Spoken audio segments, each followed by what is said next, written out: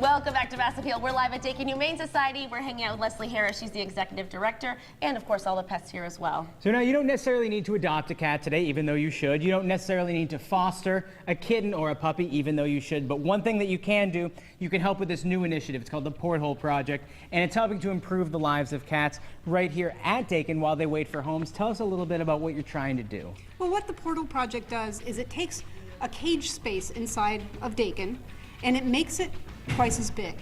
So, for instance, if you think about, how a cat uses his litter box, or maybe how people use the litter box, we like a little bit of privacy, and we don't necessarily eat in the bathroom. No. Yeah, so the worst thing you can do for your cat, say, is put his food and water bowl right next to his litter box, because the cat is a very fastidious character, right? And so he would be like, I don't think so. And it might make him a little upset. Please. Exactly. Yeah. So we have a little bit more room inside our adoption center these days. So what we've done is we've created these little condominiums in our cages, and we've created this little doorway that goes between the cages, and the cat can have his bathroom on one side, and he can have his lounge in his kitchen, his sort of studio apartment on the other side. It's like a cat suite. It's a cat suite, and it's true. When I walk through the adoption center now, I can see that in the cages where the portholes have been put in, the cats are lounging on their lounge side, and their litter box stands alone on the other side, and it's as it should be. And what this can do for the cats who are in our care is it can help them relax more. And an animal who's relaxed in this environment is an animal who's more likely to be healthy, who's more likely to be happy, and who's more likely to go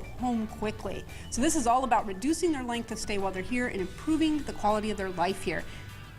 We are not done with this project. We've got a lot of cages to go. We've only completed 2 rooms. One is an isolation room where sick cats are cared for, and one is our adoption center's cat adoption room. But we need to do more, and while this is partially grant funded, we still need contributions to help make this happen for other cats inside our buildings. So if you'd like to make a contribution, you can do that online at our website, dpvhs.org. Just earmark your gift, Cat Porthole Project.